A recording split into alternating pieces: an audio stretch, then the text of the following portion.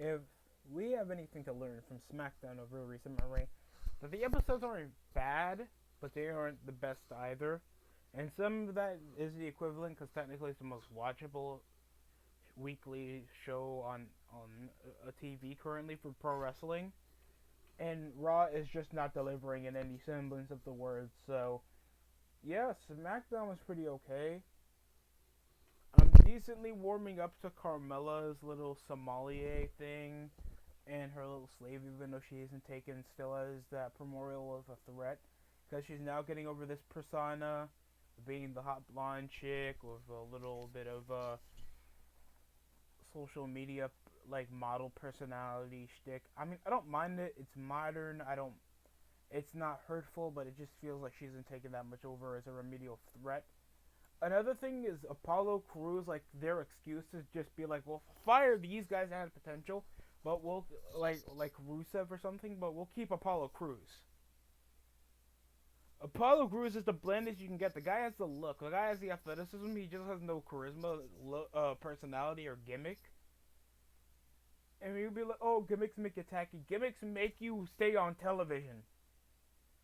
I remember the Boogeyman's matches more than I remember Apollo Crews match. And Apollo is a former U.S. champion, and yet he still goes to SmackDown over consistent matches with like the Hurt Business.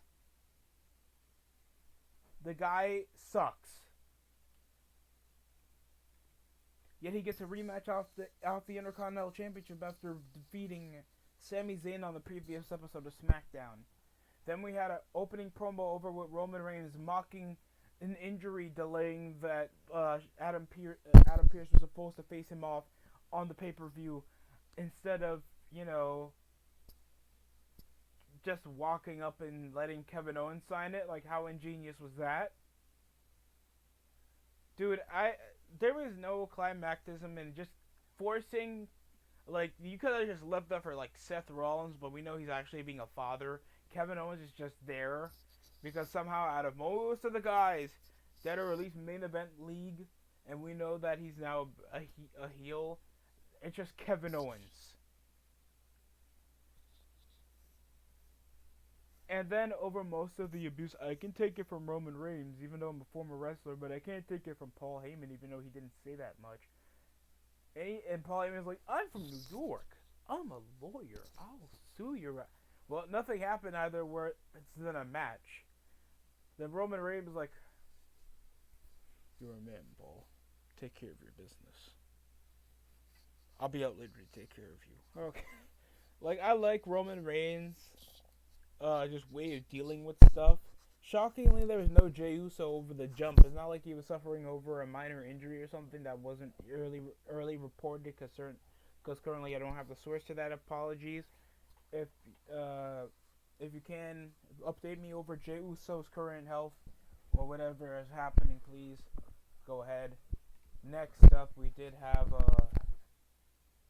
Riot Squad face off against Asuka and Charlotte Flair. Just Charlotte and Asuka. Asuka just feels like such a minor character over just. Oh, by the way, Natalya and Tamina are somehow a tag team. This tag division sucks, dude. This tag division sucks. There's no etch of parody or identity with any of the tag team because the only semblance we had was the Iconics, and now they can't even be a tag team because my brand split. Like, dude, come on. So afterwards, we had some double knee strikes. We had that dumb knee drop. Ruby Riott would try to do a twisted neck breaker. It would end with the figure eight.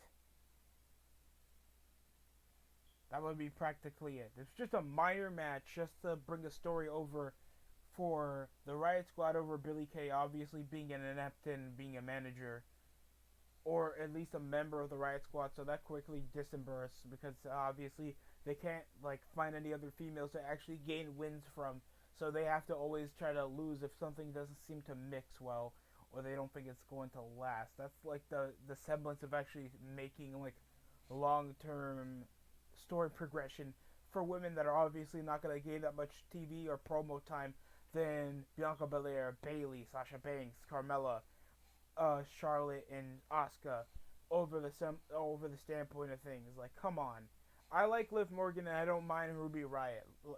And I don't mind Billie Kay either. These women deserve at least some semblance of at least some build into a breakup, or at least some time to at least gel of what identity, because we have no idea over the the Riot Squad mentality, other than these are some hot topic chicks coming around jobbing. Like, come on, man.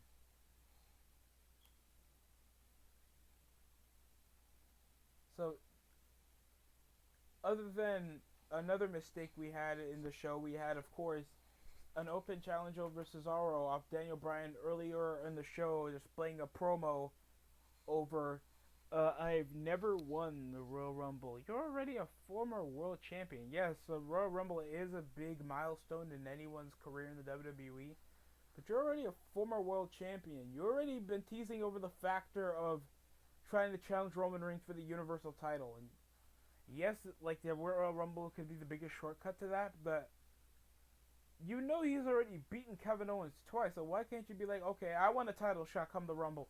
Like, it makes no sense. There's barely a line for the world title anyway. Daniel Bryan just suits himself there because there's obviously not that much of a roster anyway to even show suitable, like, opponents for the world champions, because of course it's probably going to be a part-timer winning anyway.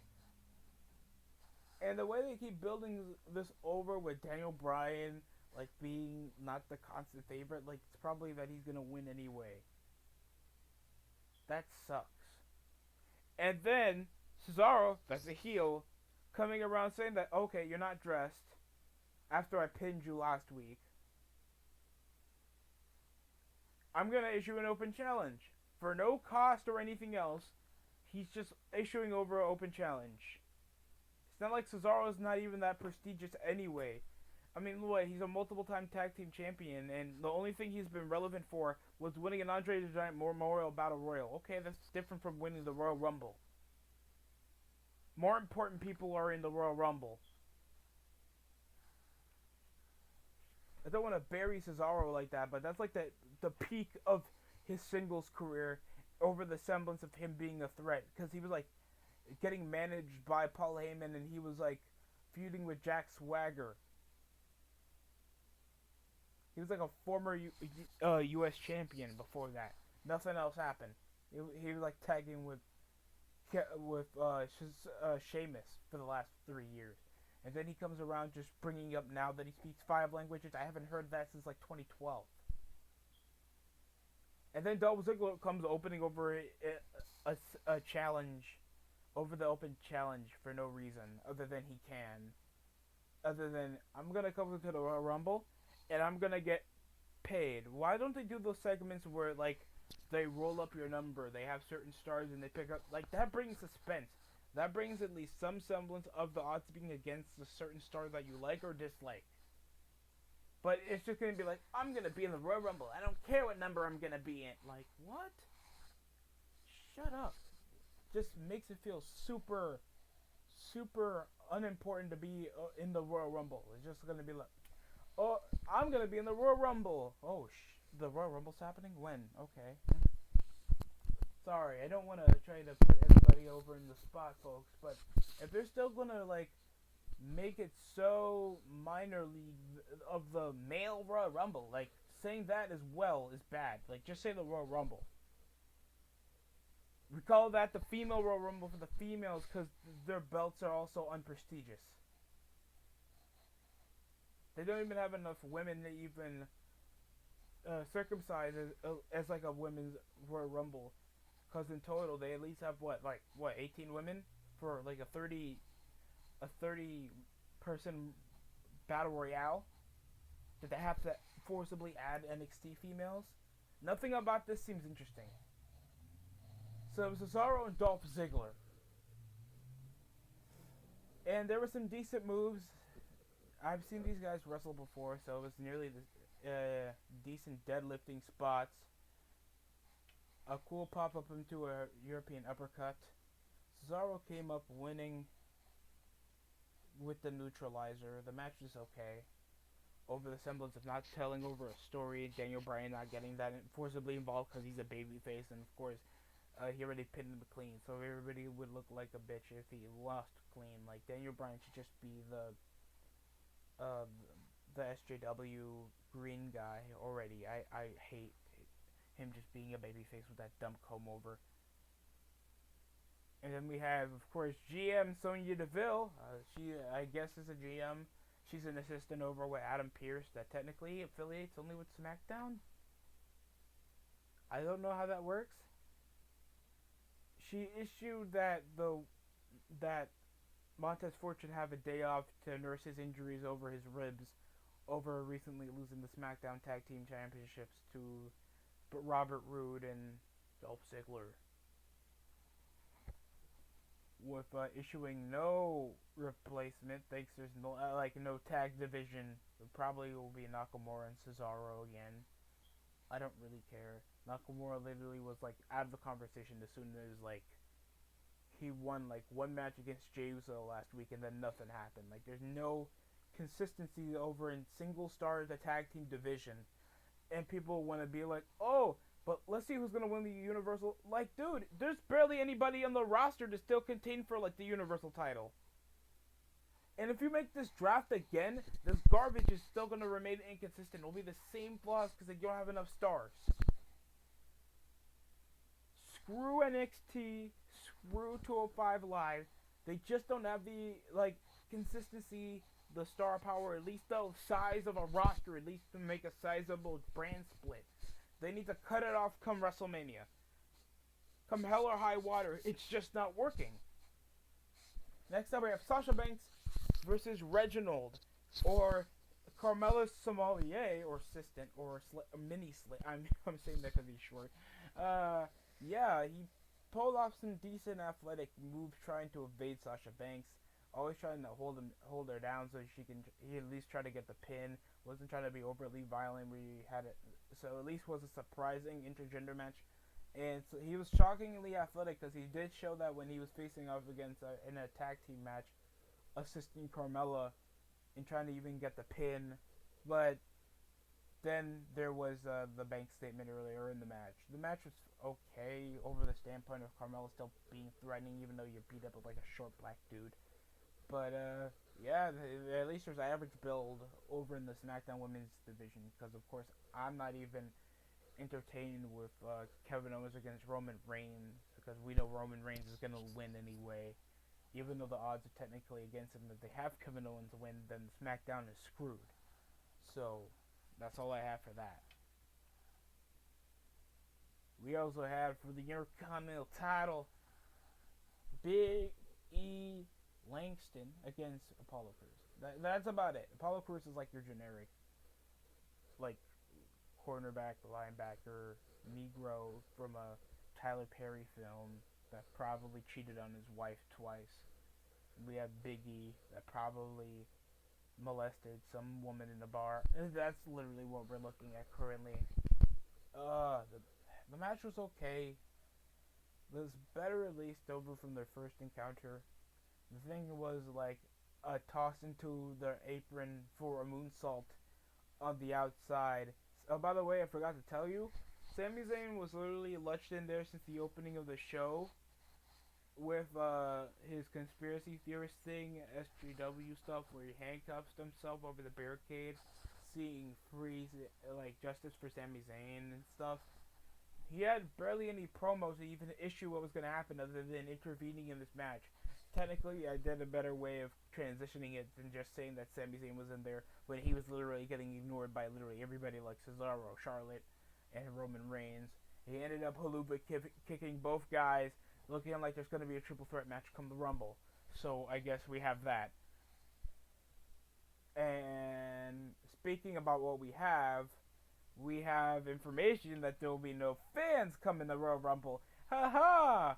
Our dreams are crushed. It ends in a no contest because Sami Zayn intervened. Okay. Also, we had our obstacle course challenge involving Bianca Belair and Sasha and Bayley. At least Bianca Belair was at least shown to be the athletically and athletically gifted. That's technically what was shown in there. She was lifting up Otis, like 300-pound man, and it was pretty impressive. I gotta say, coming around doing a layup, hurtling over, like we're shown that Bianca Belair technically, physically, is better than Bayley. But that's technically it. Bayley comes around just always looking freaking cringe, awkward ass personality. Looks like she just looks like a crooked. She just has a moon face, like a half moon face, coming around awkward, and people only like her because she has a bit of a butt. Other than that, she has no curves, and she just doesn't look that attractive. Like I hate Bayley with like an inch of every part of my life. I just feel like she's just. If we release her, then like there will be no negative effect into the ratings or anything else that goes on SmackDown. That sounds harsh, but you guys know that I'm being real true. Like Bayley has no memorabilia or at least any positive factors. Then whenever you bring up Bayley, you'll be like, "Oh, but her match with Sasha Banks back in NXT Brooklyn. Oh my god, oh my god." Remember she main evented Raw? She got the worst ratings on Raw back in 2016, 2017, 2018, especially the This Is Your Life segment. Most of her reign as SmackDown Women's Champion, most of her reigns as Raw Women's Champions. More women get more over than her, even when she was a babyface. She sucked. This obstacle course was obviously one-sided. There was no comedic factor other than Otis, like coming from Money in the Bank winner to just back to comedic foil. That he should have stayed as the beginning. So now we're gonna bring up this huge little forced factor until he's a Money in the Bank winner. And nothing. Otis is now back on mid-card purgatory. Do I think hopefully he gets another storyline that at least works around his character? Yes, because I currently hate the one when he's just with Chad freaking Gable. So at least they're trying to work around that. They should at least make a tag team or something to at least work around his character of him being his trainer. All I can see is that this was a worthless segment. I don't mind Bianca Belair having a feud to at least work around her character, but dude, it just felt worthless. Next up, we have Dominic Mysterio against King Corbin. It's been 2 years since you won the King of the Ring, dude. Get over with it. You're gonna stay in mid-card purgatory, Corbin. You fat, cancer patient-looking Subway manager with your crappy tattoos you probably had when you were 25. After defeating Mysterio last week, he comes around facing off against Dominic the next after antagonizing him when he was on the commentary desk. So he comes around doing drop kicks. The 619 was reversed. Hit him with a right hand. It ended with an end of days. There is barely any selling factor over in the match. Corbin's matches are always unexcitable unless he's with a smaller, more athletic guy. And I'm not saying that Dominic isn't athletic. The guy has some potential, but he should be on like freaking Evolve or NXT, where he can like have a chip over his shoulder, but at least be working with guys that could at least teach him a bit of the ropes. Because just having him over in the main roster, all because Ray's his father, it's just gonna bring up a negative mindset over for Dominic. Like, and now because he lost, like he has to do stuff the Mysterio way. But like, where's Murphy intertwined with all of this? Like, wasn't this the time when the Mysterios literally cheated, like were literally intervening in Corbin in the match to make him win? Where was all of this? Where was the Knights of the Lone Wolves? That's the most ironic name in history. Like, jeez. It's like saying we're the Lone Wolf Rangers for Power Rangers. Like, what? Don't turn your back on the wolf pack. Y'all don't know that NWO stuff. Alright, next up we have our main event, bro. This is like a 5-star classic, bro. We have Adam Pearce against Paul Heyman. One-on-one. Roman Reigns came up earlier when Paul Heyman was obviously not suited to fight, and they came up with a huge backstage brawl. I don't think it ended in a sort of a contest other than Kevin Owens coming in, kicking him, booting him out. The match ended decently. We had a Superman punch. James, so shockingly, didn't come. The Tribal Chief got pop-up power bombed a week before Sunday in the Royal Rumble, where we had a least of amount of build, other than the Goldberg and Drew McIntyre feud. Barely much is happening over on Smackdown. I guess Carmella and Sasha Banks.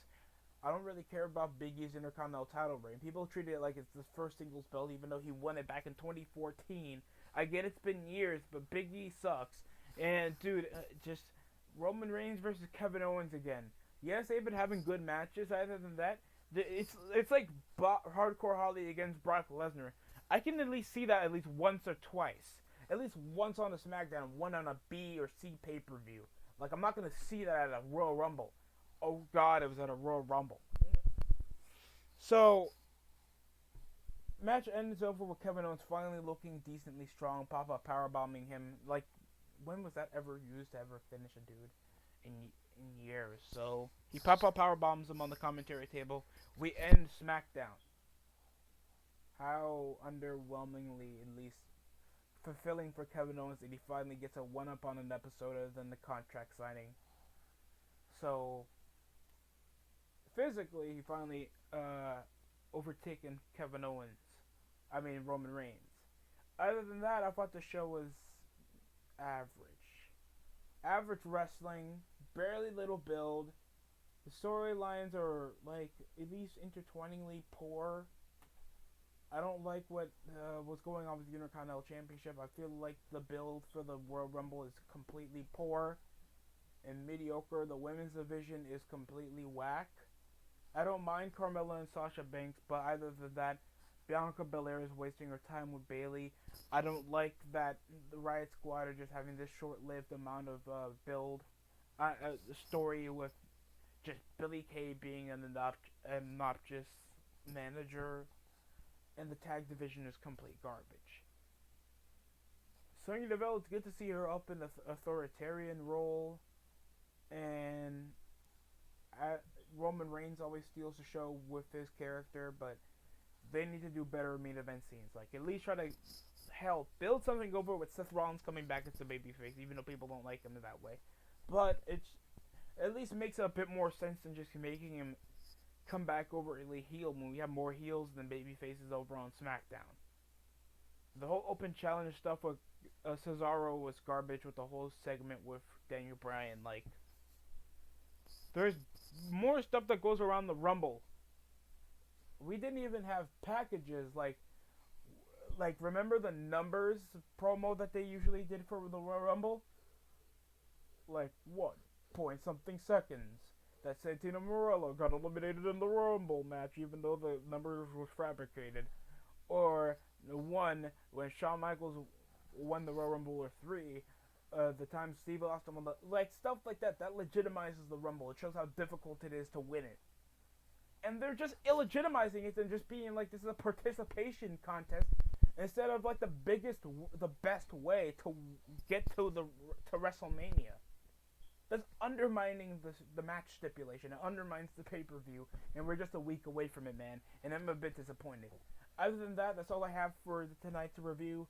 If you guys think differently, please comment down in the comment section below. If you guys are also going to watch the AFC and NFC Championship games here at Championship Weekend, hopefully you guys come over to the DST network to watch my recaps over those games, so we can have fun and also talk about sports. Other than that, the SmackDown was not bad, but yet to be desired. So that's all I can say about that.